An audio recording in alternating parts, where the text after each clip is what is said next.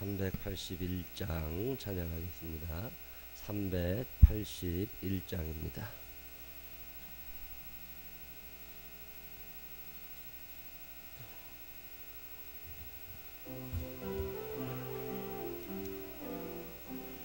나 캄캄한 밤 죄의 길에 방황했으나 그 크신 사랑 빛을 떼고 어둠 떠났네. 사랑의 빛 오늘 내 맘에 사랑의 빛 항상 있도다. 내가 예수 믿고 죄진 벗으러 마음속에 항상 그 빛이 또다. 저 검은 구름 하늘 덮고 풍랑이 일어나 온 세상 캄캄하여도 내 맘에 빛이 네. 사랑의 빛 오늘 내 맘에 사랑의 빛 항상 있도다. 내가 예수 믿고 죄진 벗으러 마음속에 항상 그 빛이 있도다. 나 빛 가운데 행할 때에 주와 함께 하니 이 어두운 세상 등지거나 전진하리라. 사랑의 빛 오늘 내 맘에 사랑의 빛 항상 있도다. 내가 예수 믿고 죄진 벗으러 마음속에 항상 그 빛이 있도다. 나 넓게 퍼진 저 들판을 지나갈 때에 저 영광스러운 그 열매 다 추수하겠네. 사랑의 빛 오늘 내 맘에 사랑의 빛 항상 있도다. 내가 예수 믿고 죄진 벗으러 마음속에 항상 그 빛이 있도다. 나 잠시 후에 영광의 빛 내게 비칠 때 그 영광스러운 주 얼굴 나 친히 뵙겠네. 사랑의 빛 오늘 내 맘에 사랑의 빛 항상 있도다. 내가 예수 믿고 죄진 벗으러 마음속에 항상 그 빛이 있도다. 사도신경으로 신앙 고백하겠습니다. 전능하사 천지를 만드신 하나님 아버지를 내가 믿사오며 그 외아들 우리 주 예수 그리스도를 믿사오니 이는 성령으로 잉태하사 동정녀 마리아에게 나시고 본디오 빌라도에게 고난을 받으사 십자가에 못 박혀 죽으시고 장사한 지 사흘 만에 죽은 자 가운데서 다시 살아나시며 하늘에 오르사 전능하신 하나님 우편에 앉아 계시다가 저리로 오서 산다와 죽은다를 심판하러 오시리라. 성령을 믿사오며 거룩한 공회와 성도가 서로 교통하는 것과 죄를 사해 주시는 것과 몸이 다시 사는 것과 영원히 사는 것을 믿사옵나이다. 아멘. 요한복음 12장 1절로 8절에 있는 말씀 함께 읽겠습니다.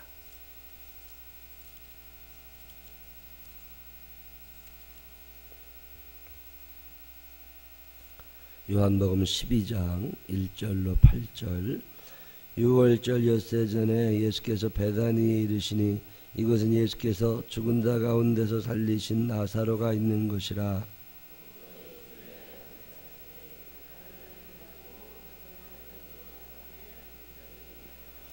마리아는 지극히 비싼 향유 곧 순전한 나드 한 근을 가져다가 예수의 발에 붓고 자기 머리털로 그의 발을 닦으니 향유 냄새가 집에 가득하더라. 이 향유를 어찌하여 300데나리온에 팔아 가난한 자들에게 주지 아니하였느냐 하니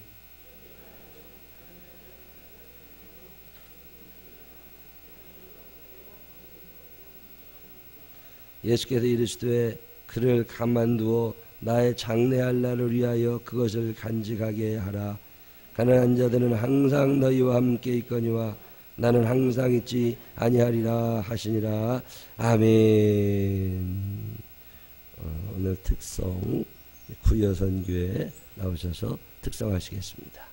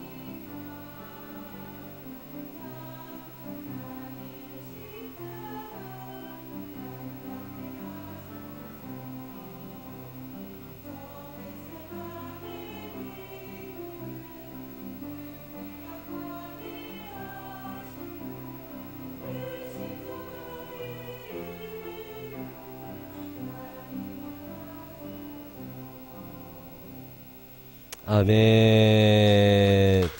귀한 찬양 감사합니다. 새벽에 나와서 찬양하는 거 쉬운 일은 아니에요.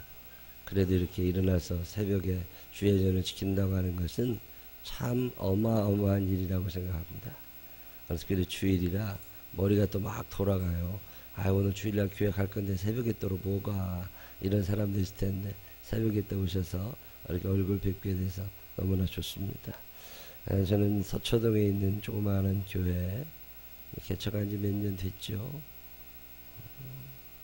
한 요즘에 애들까지 한 30여 명 모이는 조그마한 교회가 이틀 동안 부흥에 잘하고 왔습니다. 기도해 주셔서 감사합니다. 기념할 만한 사람이 있으세요? 기억나는 사람. 우리 어머님 돌아가시기 전에 어머니한테 물어봤어요. 엄마, 하나님한테 가기 전에 한 번쯤 만나고 싶은 사람이 있느냐고.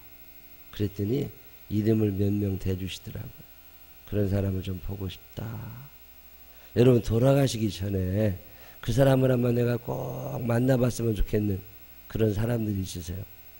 만약에 오늘 내가 죽는다 그러면, 오늘 내가 밤 12시에 죽는다 그러면 오늘 중에 한 번쯤 보았으면 좋겠는 사람.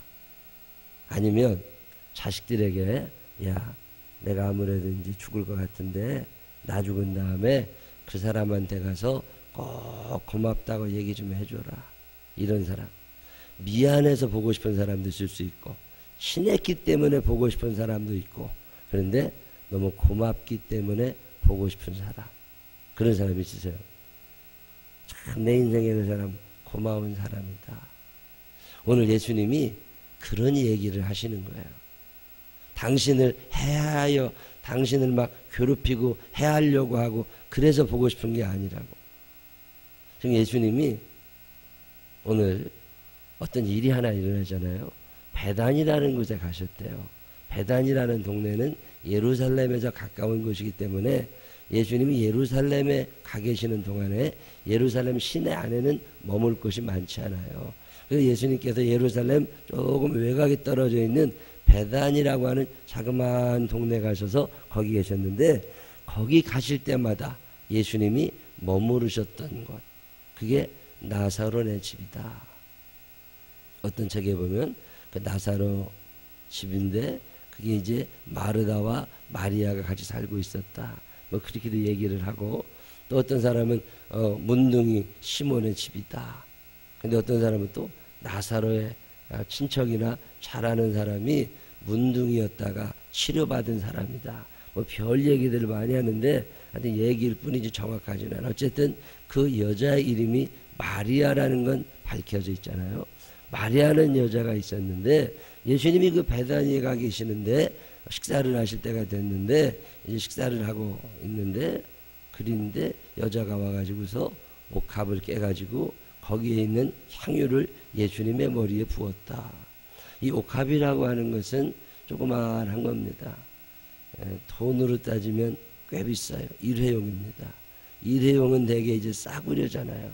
일회용은 싸다고, 숟가락도 싸고 젓가락도 싸고 일회용은 다 싼데 옥합은 그렇지 않아요. 옥합은 그 요만한 호리병 같이 생긴 조그마한 병인데, 그 여자들 향수병, 그보다 조금 더 크다고 요만한 병인데, 그 병은 주문 제작하는 것처럼 거기에 옥합 향유를 넣고 밀봉을 하면 일회용 한번 뜯으면 이제는 다시 못 넣어요. 그게 이제 옥합입니다. 근데 그 옥합에 들어가는 향유가 순전한 거냐 가짜냐, 뭐 짝퉁은 싸겠지요. 순전하지 않은 향유들이 워낙 많아서, 순전하다는 말은 100%라는 뜻이거든요. 이 향유 중에도 포도주를 섞은 향유들이 있대요. 옛날에도 그런 놈들이 꼭 있었나 봐요. 비싼 거다 보니까 가짜를 만들어 파는 거죠. 그건 싼데 진짜 성경에 나와 있는 대로 순전한 나드 한 건이다 그러면 이게 가격이 한 3천만 원쯤 된답니다. 3천만 원이면 굉장히 큰 돈이죠. 이게 뭐 아무리 싸게 구입해도 1,000만 원은 넘어갈 거다. 그렇게들 봅니다. 그거를 이제 예수님이 와 계신데 그거를 마리아는 여자가 옥합을 깼으니까 주둥이를 딱 끊어냈다는 얘기는 그걸 이제 오늘 다 써야 돼. 그래서 그거를 다 썼다. 그리고 온 방에 그 향유 냄새가 쫙 퍼졌고 그것을 보던 가룟 유다라는 제자가 너 왜 그런 짓을 하냐? 이게 팔으면 돈이 얼만데 뭐 이런 얘기했다. 그랬더니 예수님이 그냥 두어라. 그냥 두어라. 그리고 나서 그 여자가 내게 한 일은 어디를 가든지 꼭 기억해야 될 만한 일일 거다. 마태복음, 마가복음, 누가복음, 요한복음을 사복음서라고 그러죠. 예수님의 생애를 기록한 4권의 역사책이라고 보시면 됩니다. 근데 그 마태복음, 마가복음, 누가복음, 요한복음에 다 나와 있는 이야기가 거의 없어요. 예를 들면 12회를 혈루증으로 앓던 여인을 고쳤다. 다 나오지 않습니다. 예수님께서 하셨던 말씀도 다 나오는 데가 많지 않아요. 딱 2가지 사건이 4군데 다 나옵니다. 하나는 오병이의 기적의 사건입니다. 물고기 2마리, 보리떡 5개로 5,000명을 먹이고 12강주리를 남는 이야기. 그 이야기가 사복음서에 다 나오고 또 하나가 오늘 이 이야기예요. 예수님께서 3년 동안 지내시면서 있었던 많은 일들을 사건별로 잘 기록을 하는데 그 기록들이 마태복음에는 있으면 마가복음에는 없어요. 마가복음에는 있으면 또 누가복음에는 없어요. 4개가 다 들어있는 사건은 요거 딱 하나하고 기적 이야기 중에 오병이의 기적 딱 하나. 그러면 이 얘기가 그만큼 중요하다는 얘기예요. 우리가 흔히 생각할 때 오병이의 기적은 대단히 중요하게 생각을 하지만 이 이야기를 그렇게 중요하게 생각하는 사람은 많지 않아요. 근데 사복음서에 다 들어있다고 하는 이거 하나만 봐도 이건 굉장히 큰 사건이었다고. 예수님이 특별하게 이거는 너희들이 사는 동안 꼭 기억을 해야 될 사건이다. 그게 뭐가 그렇게 대단한 사건이길래 아이고 옥합을 깨가지고 예수님이 머리에 부었는데 그게 뭘 그렇게 대단한 얘길래 예수님이 이 여자의 일을 기억해라. 그렇게 제자들에게 당부까지 하셨을까? 기념될 만한 사람들이 여러분의 인생에도 있으실 거예요. 누군가 있다고. 여러분 이왕이면 나쁜 의미에서가 아니라 좋은 의미에서 누군가에게 기억될 만한 사람 되게 되시기를 바랍니다. 그 사람이 나를 기억해 준다고. 돈에도 신사임당도 세종대왕도 다 이렇게 넣어놓잖아요. 그 사람을 기념하고 싶으니까 하는 건데 우리 인생에 기억에 남을 만한 사람은 어떤 사람들일까? 가만히 성경을 묵상해 보면 딱 한 사람입니다. 그 사람은 누구냐면 나의 삶에 큰 위로가 됐던 사람이에요. 나한테 돈 꿔간 사람은 기억 안 날 수 있어요. 정상적인 사람들 가만히 보면 나에게 굉장히 큰 은혜를 베푼 사람, 그리고 또 나에게 굉장히 큰 위로가 되었던 사람. 이 마리아라는 여자에게 예수님은 특별한 어떤 은혜가 있었던 분이셨다는 거죠. 3천만 원 한 번에 다 쏟아부어도 아깝지 않을 만큼 예수님이 이 여인에게 어떤 의미로 다가온 분이라는 거예요. 근데 성경은 그 얘기를 하지 않습니다. 예수님이 그 여인에게 무엇을 했느냐 이것을 기억하라는 게 아니에요. 그게 무슨 일이 있었는지, 만약에 그 여자가 7 귀신 들렸던 여자라면 귀신을 쫓아내 주어서 감사했을 수도 있고, 그가 나사로의 동생이면 그 오빠를 살려주셔서 감사했을 수도 있고, 뭐 여러 가지 있겠지만 그걸 성경이 말하지 않습니다. 성경이 말하고 있는 건 이 여자가 예수님에게 위로가 되었다는 거예요. 예수님을 위로한 사람, 예수님을 위로한 사람, 참 대단한 사람이죠. 예수님의 몸, 예수님의 몸은 사람의 몸을 입고 이 땅에 오신 하나님, 인간의 육체입니다. 근데 이 몸이, 예수님의 몸이 어땠을까? 주무실 시간도 없으셨다. 식사할 겨를도 없으셨다. 밤이 맞도록 수고하셨다. 새벽 미명에 일어나 기도하셨다. 이런 얘기를 쭉 읽어보고 채찍에 맞으시고 가시관을 쓰시고, 이게 사람은요 몸을 가지고 있잖아요. 이 몸이 위로받지 않으면 사람은 결국 망가지게 됩니다. 정신력이 아무리 뛰어나고 집중력이 아무리 훌륭해도 몸이 망가지면 그만이에요. 사람은 영혼만 있는 존재, 영혼만 있으면 사람이 아니죠. 사람은 몸과 혼과 영이 다 합쳐져야 사람이라고. 자, 그러면 우리가 위로받아야 되는데 정신만 위로받으면 되느냐? 아니죠. 몸이 위로받아야 돼. 이 몸이 힘들면 그래서 병이 납니다. 감기라는 게 뭐예요? 내가 살기 힘들어. 그러니까 좀 쉬어. 이게 감기거든요. 몸도 우리에게 얘기를 합니다. 너 내 몸 너무 함부로 쓰지 마. 네가 막 함부로 쓰면 나 안 일어나. 그리고서 몸이 스스로 사인을 보내잖아요.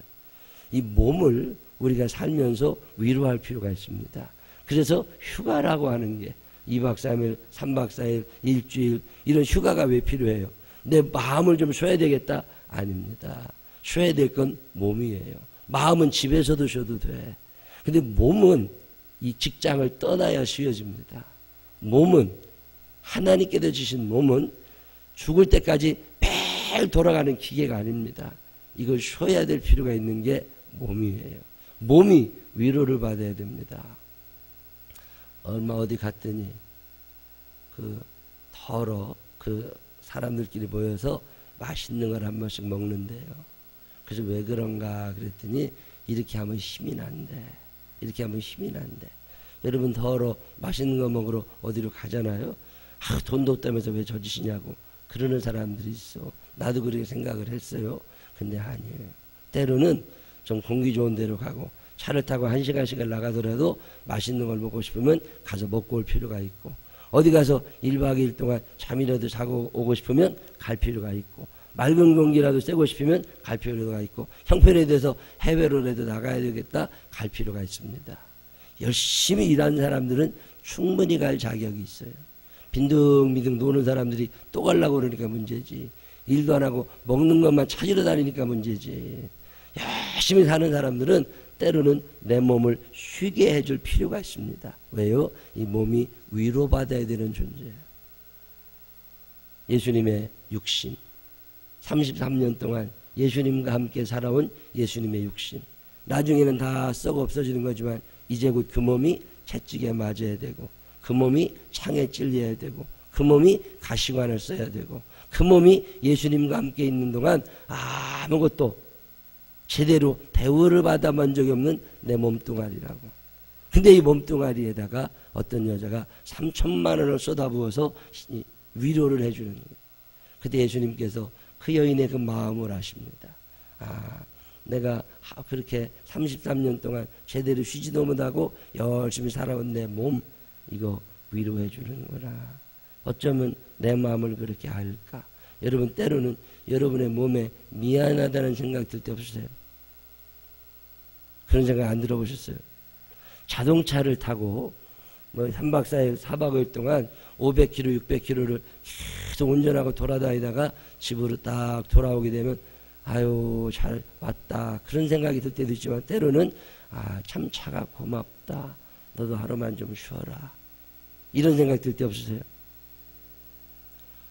늘 내 중심으로만 살아가니까 이 생각이 안 나는 거예요. 여러분 주변에는 여러분 때문에 시달리고 있는 생명체들이 있습니다. 쉴 필요가 있는, 위로가 필요한, 그 중에 하나가 몸이라는 거예요. 몸은 어떻게 써도 괜찮고 마음만은 이거 아닙니다. 삼위일체 하나님, 혼과 영과 육이 하나로 쉼을 얻을 때 그게 참 쉼이 되는 거죠. 그래서 선교사님들이 한국에 들어와도 쉬신다, 굉장히 중요한 일입니다.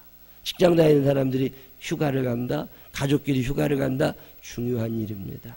근데 조금 형편이 어렵고 힘들어도 때로는 내 몸을 생각해서 보약도 먹어야 되고, 때로는 약도 먹기도 하고, 영양제도 먹기도 하고, 때로는 맑은 고기를 쐬러 어디로 가기도 하고. 왜 그래야 돼요? 내 몸이 위로받아야 될 존재라는 거예요. 이거를 이 마리아가 지금 하고 있는 거죠. 그 예수님이 얼마나 감격스러우셨겠어요. 또 하나, 예수님은 오늘 이제 마지막입니다.